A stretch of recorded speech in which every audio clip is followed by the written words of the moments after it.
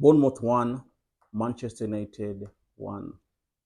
We were so lucky with that draw. I'll say we were so lucky. If Bournemouth were not 10 men in this game, we could have lost this game. The way they were playing, the way they were pressing so hard on us, the way they were powering us with their physicality, man, we were so lucky. Imagine if we could have drawn this game with Bournemouth being 10 men down, it could be an embarrassment. It could just be an embarrassment, us not capitalizing on this opportunity. Because we capitalized it in the last minute, and we ended up drawing this game. Rasmus Højlund scoring the 90 plus 6, which wasn't bad.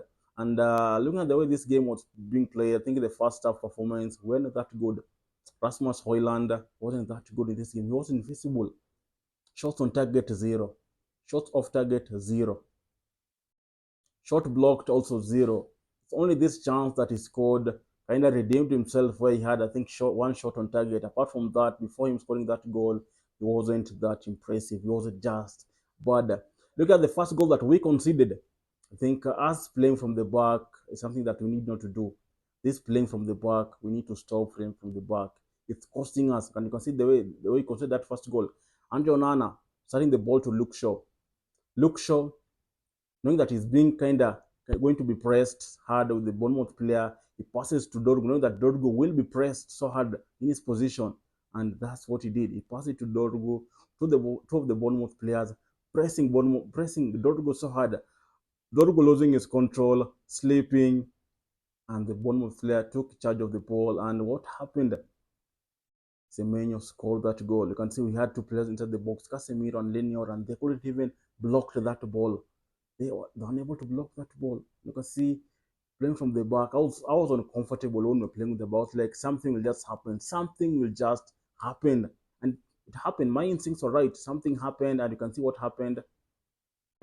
We conceded a goal. And in the first half, the only chance that we had in the first half, with that Garnacho chance, when Bruno Fernandes made that long ball and Bruno shot, Garnacho's shot went wide. I think that's the only chance we had in the first half. Apart from that, we had nothing in the first half. I think that's what I think that's a big chance that we had in the first half.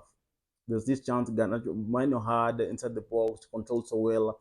He made that dribble from there. I think somewhere half in the midfield, kind of inside the box. He dribbled so well. He was relaxed. I think the shot also kind of went wide. And I think the first half, Casemiro to me, the first half wasn't good. Sloppy passes. He wasn't marking so well. The first half were not that good. Mazrui's position, I think it was seen as a weakness. Kerkez just making some long crosses from that position. We're not closing in the players before they're making those crosses. We weren't closing so in the players making those crosses. You can see in the second half, you can see in the first half, we think we had I think two shots on target. Total shots we had seven. You can see we aren't creating that much. I think possession we had is it 60, I think 64 if I'm not mistaken. But in the second half we are seeing, I think when in the second half you can see Bournemouth are not kind of not pressing much harder than we were doing the first half. You can see so far we're not that good in the second half. Though we are holding the ball so well, possessing so well, but moving forward in the with our wing backs causing much threat, it wasn't happening that much. Dorgu to me today was doing nothing. Dorgu was doing nothing to me. It was like Amon should sub him off in the second half and also bring Amas. Because Amas has been impressive for us since he came since the game against Newcastle United, against Olympic Lyon when he came in, and the second half against Wolves when he started. He was just impressed. I was like, Dorgo need to be sent to be taken off in the first half because he was not doing much. He was not doing much to me. He was impressing me. And you can see he said until the last minute. Until I think he was subbed off, I think the 80 something minute. And I think this the performance wasn't good. The performance wasn't that good. You can see when Luke Shaw was playing as a left wing back, Luke Shaw was making some good runs. His passes were good. His crosses were kind of good. You can see that pass that he made to Chidi Obi Martin. Chidi Obi Martin making some good runs, balancing himself in the box. But the shot, I think the shot went wide. I think it was blocked. I think Kepa kind of punched it away. And you can see when Chidi Obi Martin came into the second half, he had some good chances. I think he had some. I think there's a shot that seconds into the second half, his shot was blocked, and we had Rasmus Holland here for almost 90 plus minutes.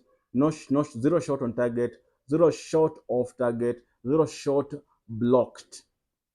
But Chidi Obi Martin, just seconds into the game, the second half, he had a shot blocked. He was just impressive because he was creating in some spaces, making some good runs. He was steady. I think in the next game against Brightford in the Premier League, he don't need just to start.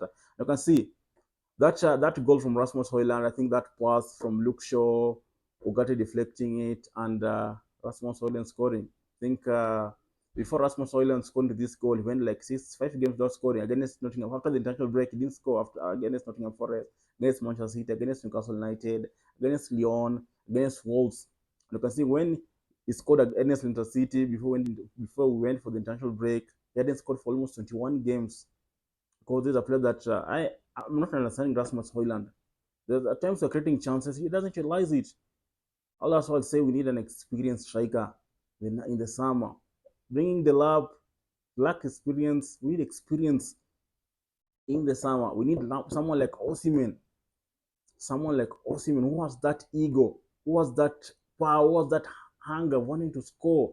But Rasmus, to me, hasn't been so impressive. So far, you can see he has now 4 goals in the Premier League. He has now 4 goals in the Premier League so far, which doesn't look good. After 34 games, he has scored only 4 goals.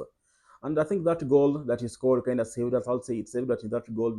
Saved that with that goal because us losing this game when Bournemouth were 10 men down could just be an embarrassment. But all in all, I wasn't excited with that draw because when Bournemouth 10 men down, I expect us to win it. I expect us to take charge and win that game. Look at our position. We're still in the 14th position with 39 points. I think we've only improved with 1 point. It seems that this season is so hard for us to reach 40 points. There I'm saying it's so hard for us to reach even 40 points after 34 games. After 34 games, we can't even reach 40 points. Man, when are we reaching 40 points? Because we have left with 4 games to go against Brentford away, against West Ham home, against Chelsea, and against Aston Villa. When are we getting our 40 plus points? Because it seems hard for us to get those 40 points. And you can see the sub that came in, Mount coming in was good. He had some chances where he almost scored. Ericsson coming in, though the last minute I didn't see much of him. Victor Lindelof coming in was kind of decent. But I'll say today about our defense or not, I'll say the only defense that kind of playing so well for me, I think it was Lenny Yoro. Kind of Lenny Yoro. Maguire, decent, it was good. Luke Shaw, quite good. But Dorgo to me wasn't impressive today. Casemiro that made today wasn't that good. Ugarte coming in, playing as a left centre back, also good. And you can see when it's called on and told to play in certain position, he can play it because he played so well. Garnacho, though he had some chances we had to score, but this thing of him shooting from where I think just need to stop him, Bruno Fernandes, and the rest. But all in all, we're lucky for the draw, and I think that draw also kind of boosts the confidence going to the next game against Atletico Bilbao, and let's see what will happen. Even though this players, the next 4 games are remaining, they just need to win. Even though they see that they don't have anything to fight for in the Premier League, but we need to finish in a high note in the Premier League. We just need to finish the high note in the Premier League. If Spurs wins against Liverpool, probably will be in the 15th position, but I don't see Spurs winning against Anfield. We saw West Ham were defeated. So if West Ham could have won, if Everton could have won, we could have been we could have been in the 17th position, 16th position. But those teams when they lose points, we need to win points at least to be somewhere above them. With those 4 games remaining, if these players just turn up and win most of it, will be somewhere else. But you can see these players today. To me, the way I saw that lineup, I knew we were winning it because we had a tough starting 11. We had a tough starting 11, a starting 11 that most of those players rested so well, and we did not capitalize to win. Because even Amorim on the title, he was angry because he was giving instructions, but these players are not doing. He was giving instructions. You see Amorim getting angry because now there are some things you can't blame it on the coach. Something like passing so well, feeling so in the final third, making some good crosses. You can't blame him. There's some things these players are doing. You can't blame the coach. It's just the blame need to go to these players. They need to take that blame. So all in all, let's now the focus remains in the next game. Know where that's where they'll put much of the energy, and that's where they need to put that energy they don't want to put in the Premier League. If they join the Premier League or get defeated, as always, they always say, I'll excuse that. But in the Europa League, We need to go into the final and win it. In the Europa League, there's no excuse, and they know that. So you can see in the Europa League, they always play with their heart, they always play with everything in them. So I draw, though disappointed, didn't capitalize on the opportunity when Bournemouth were 10 men down, but a draw, not bad. I'll take that. And also, the thing that I'm excited on is that Bournemouth didn't do a double over us. I think last season we also did at the Vitality Stadium. I think it was 2-2. So that double win on us, I think they could have been the sixth team to do a double over us. I think the only team that has remained that would want to do a double over us, I think it was Sam. They defeated us in their home ground. So I think they'll want to come and do other warriors. I think they're the only team that have now remained that we want to do other warriors, but I think that won't be accepted. We won't accept that. So main focus in the game against Atletico Bilbao, and we'll come with our best. So our strong squad against them. So, I think the next game is Atletico Bilbao. That's where the focus is. That's all I had for you. Thank you for watching. Talk to you in the next one.